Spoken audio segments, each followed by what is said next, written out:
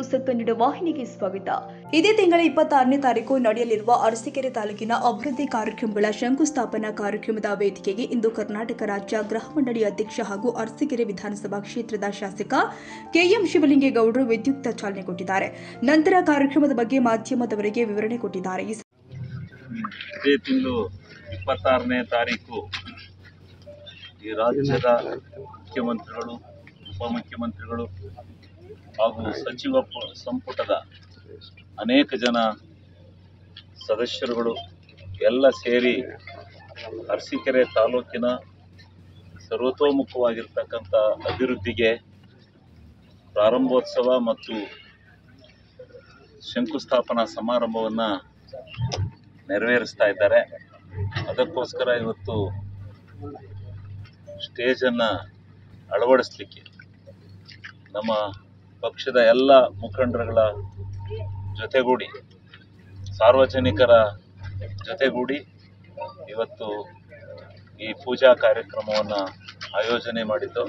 ಅದಕ್ಕೆ ಎಲ್ಲ ನಮ್ಮ ಮುಖಂಡರುಗಳು, ನಮ್ಮ ನಗರಸಭಾ ಸದಸ್ಯರು, ನಮ್ಮ ಅಧ್ಯಕ್ಷರು, ಶಿಶಿಯವರು, ನಮ್ಮ ಬ್ಲಾಕ್ ಕಾಂಗ್ರೆಸ್ಸಿನ ಅಧ್ಯಕ್ಷರುಗಳು ಎಲ್ಲ ಇವತ್ತು ಇಲ್ಲಿ ಆಗಮಿಸಿದ್ದಾರೆ. ಅವರೆಲ್ಲರಿಗೆ ನಮ್ಮ ಸ್ವಾಗತವನ್ನು ಬಯಸ್ತಾ ಈ ಕಾರ್ಯಕ್ರಮ ಯಶಸ್ವಿ ಆಗಲಿ ಅಂತೇಳಿ ಆ ಜೈನ್ ಕಲ್ಸಿದ್ರನ್ನು ಪ್ರಾರ್ಥನೆ. ಪ್ರಮುಖವಾಗಿ ಯಾವುದು ಲೋಕಾರ್ಪಣೆ?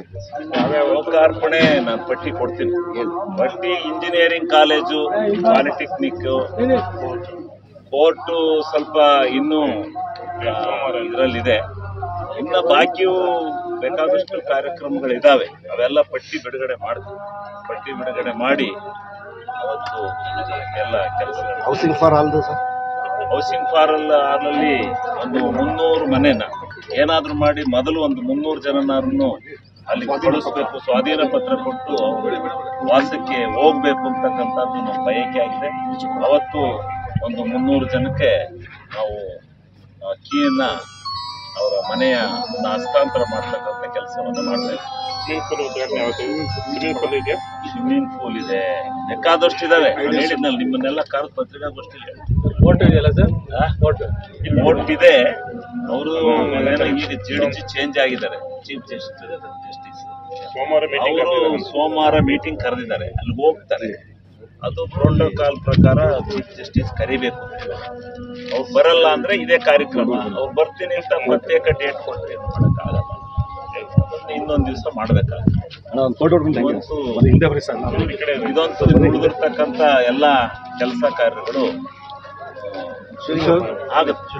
ಸಂದರ್ಭದಲ್ಲಿ ಅರಸೀಕೆರೆ ತಾಲೂಕಿನ ಬ್ಲಾಕ್ ಅಧ್ಯಕ್ಷರು, ಅರಸೀಕೆರೆ ನಗರಸಭಾ ಅಧ್ಯಕ್ಷರು, ಉಪಾಧ್ಯಕ್ಷರು, ಸದಸ್ಯರುಗಳು ಹಾಗೂ ಕಾಂಗ್ರೆಸ್ ಪಕ್ಷದ ಮುಖಂಡರುಗಳು, ಮುಂಚೂಣಿ ಘಟಕದ ಅಧ್ಯಕ್ಷರುಗಳು, ಪದಾಧಿಕಾರಿಗಳು ಉಪಸ್ಥಿತರಿದ್ದರು.